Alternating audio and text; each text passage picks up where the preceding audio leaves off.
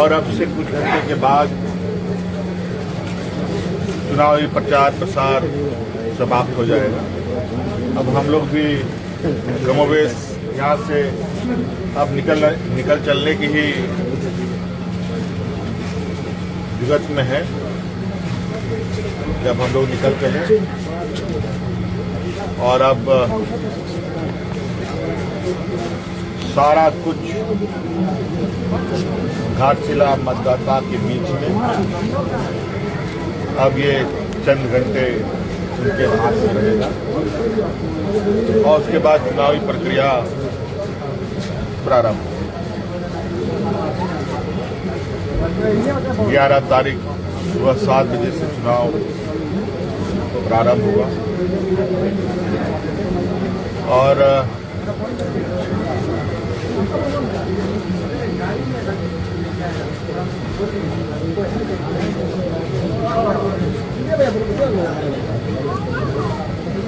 मुझे उम्मीद है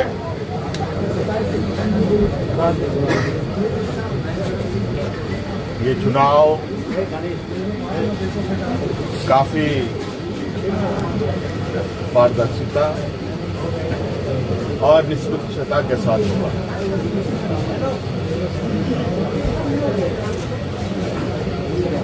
और आज सभी हमने भी जितने हमारे नेता कार्यकर्ता आसपास अगल बगल से आए थे उनको भी हमने निर्देशित किया है कि अब अविलंब घाटशिला विधानसभा से आप सब लोग बाहर चले जाएं और अब ये पूरा का पूरा मोर्चा झारखंड मुक्ति मोर्चा का घाटशिला विंग संभालेगा और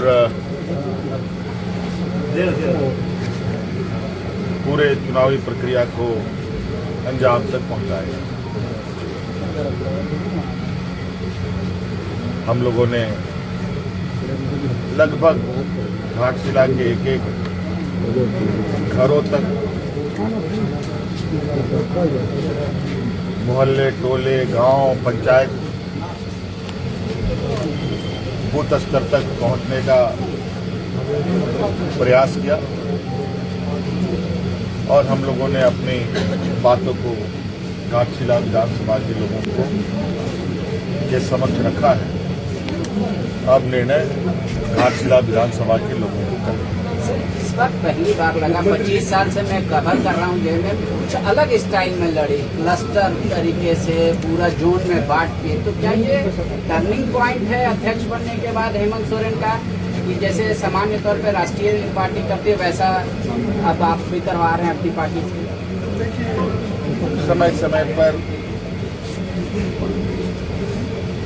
और समय के अनुरूप चुनावी रणनीति बनते हैं और पूर्ण रणनीति के तहत कार्यकर्ता आगे शामिल होते हैं। ये सारी चीजें चुनावी रणनीति का हिस्सा है। मंत्री जी, झारखंड के इतिहास में पहली बार पूरे फ्लीट के साथ चुनावी मैदान में विपक्ष 6 सालों का आप पूरे फ्लीट के साथ घाटशिला उपचुनाव में हैं। ये झारखंड की राजनीति में पहली बार हुआ है, क्या वजह है इसकी? नहीं, ऐसा नहीं है। मैं तो बहुत कम रहा हूँ इनफैक्ट इस विधानसभा चुनाव प्रचार प्रसार में। यहाँ तक कि हमारे कार्यकर्ताओं ने तो हमें बिल्कुल मना ही किया था कि बहुत आवश्यकता नहीं है और क्योंकि हमारी भी एक पार्टी के प्रति अपनी एक जिम्मेवारी है और योगदान है। उस योगदान के तहत हम लोगों ने इस काम को यहाँ किया है। यहाँ माननीय मंत्री दीपक बिरुआ जी लगातार माननीय यहाँ हमारे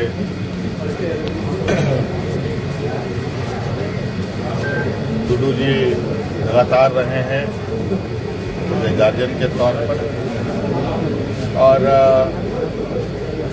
रामदास जी आप हम लोग के बीच में नहीं है। ये चुनाव स्वाभाविक रूप से एक नहीं लौट रहे हैं जी, कहाँ लौट रहे हैं? लौट कहाँ रहे हैं? जो हम लोगों का एक नया अध्याय इस घाटशिला में हम लोग लगाने जा रहे हैं। तो एक पूरे कार्यक्रम के दौरान सभी मंत्रियों का अलग अलग समय में भूमिका रहा। सब लोगों ने योगदान दिया है, इतना काम किया है। तो उसी को एक थोड़ा शेप अप हमने कर दिया यहाँ पर। देख लिया चारों तरफ घूम रहे हैं सब लोग। मुख्यमंत्री जी, विपक्ष का कहना है करोड़ों नंबरों की लड़ाई है, जवाब मांग रहे हैं घाटशिला का अधिकारी। किसकी? विपक्ष को क्या कहना है? विपक्ष के लिए ही होगी अगर वो कह रहा है। अब वो क्या कह रहा है नहीं कह रहा है वो उसकी बात है। ये बात उन्हीं से पूछो, उन्हीं से कहो, ये ज्यादा अच्छा होगा मेरे लिए। हम अपने घर में क्या कर रहे हैं नहीं कर रहे हैं उतना ही हम बता सकते हैं। सोम गुरु के बाद ये पहला चुनाव है झारखंड मुक्ति मोर्चा का।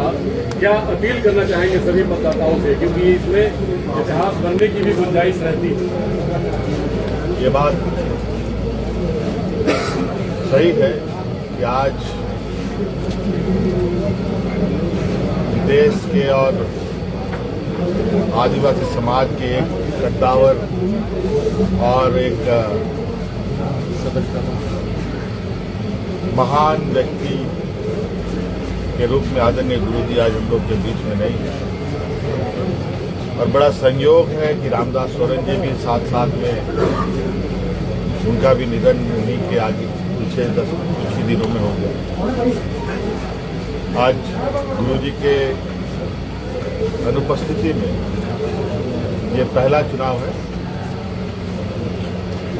और ये पूरा विश्वास के साथ मैं ये कह सकता हूँ कि आदरणीय गुरुजी ने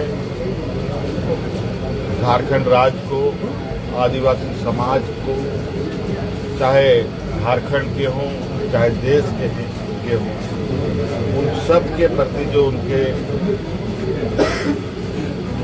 ऊपर जो लोगों का श्रद्धा रहा है और उनको देखकर जो लोगों ने अपनी पहचान बनाना और आवाज बुलंद करना प्रारंभ किया है, कहीं ना कहीं आज कम से कम इस प्रदेश में झारखंड मुक्ति मोर्चा के माध्यम से गुरुजी ने एक ऐसे सिपाहियों को तैनात किया है जहां अब गुरुजी द्वारा ट्रेन सिपाही पूरे मुस्तैदी से मोर्चा संभालने के काबिल है।